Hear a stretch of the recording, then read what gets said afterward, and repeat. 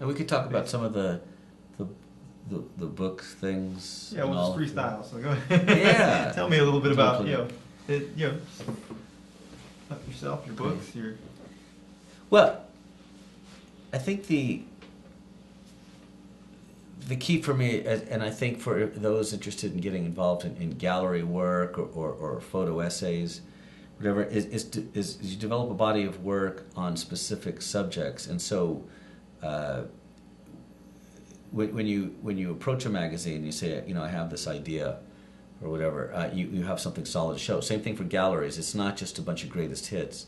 I mean, even the great Irving Penn, who recently passed away, you go up to the Getty Museum and you see they have a show on he was taking sort of common people off the streets, workers, in their outfits, in the 50s, and it was just this incredible thing. And so here's somebody who, yes, there are retrospective shows with all these different types of things that he shot, but there's a show just specifically on what he was doing with all these people, which is, it's an ingenious idea because, now, 60 years later, we look at these as amazing documentary elements.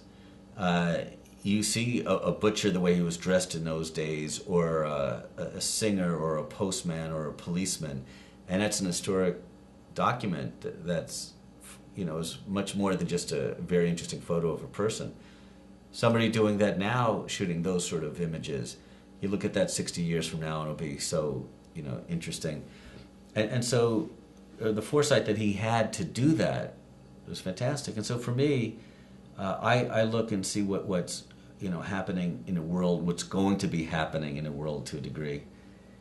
I mean, unfortunately, I can't forecast the stock market as well as I think I can in terms of world events. But, like I did the book that we were talking about earlier, like Inside Iran. Mm-hmm. Obviously, Iran is very much in the news these days. And Inside North Korea, same sort of thing, where because of my background in history and political science and interests, these were natural things that I wanted to pursue. First photo essays for magazine, and then it turned into, with Chronicle Books, full-fledged book projects. But it came out of something inside me. First of all, I had, for President Bush's 2002 State of the Union address, when he talked about this axis of evil, I was concerned that this was very simplistic reasoning to sort of call these two countries out.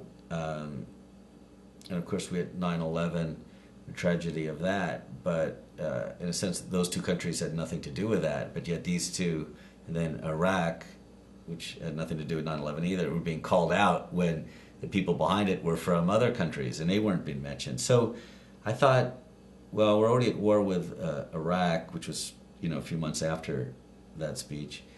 But let's delve into these other places and really see what's going on, and try to do it in a way just to present the work from there, not to make a statement like, "Oh, they're good" or they're bad or whatever. But this is the daily life in these places. This is the daily life as best as I can portray that. The good, the bad, whatever I happen to come across. And obviously in places like North Korea, you're limited in what you're shooting and all. But I think from the trips there, was able to get pretty amazing access. And Iran was much easier to shoot and have access. So those are the sort of things that I pursue. Then I did a book that's actually still the mock-up, but the way the Japanese bath on Japanese onsen, on Japanese hot springs, that comes from a very personal fascination and love of Japanese culture and the aesthetic of and the experience of the Japanese bath and the role that plays in the Japanese culture. And it's still something that's very, very authentic and is still practiced today. Where you have a lot of things like geisha and all that, where yes, there's still a geisha, this or that, but a lot of it's for show. And of course it's still real to a degree too, but this is something that I thought was real and something that I wanted to pursue.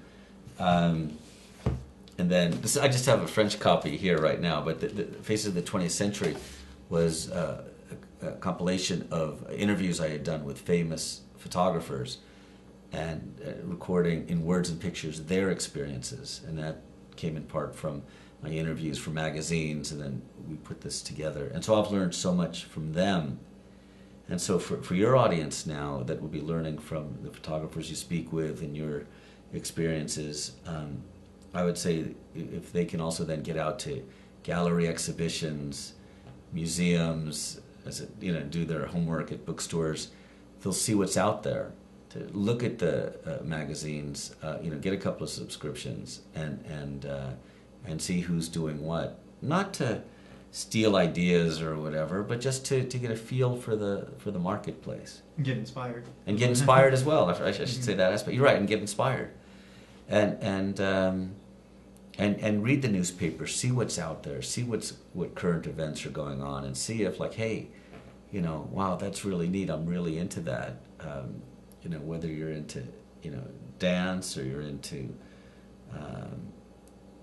music or political things or fashion. Explore those things. See who else is doing the sort of work that you're interested in.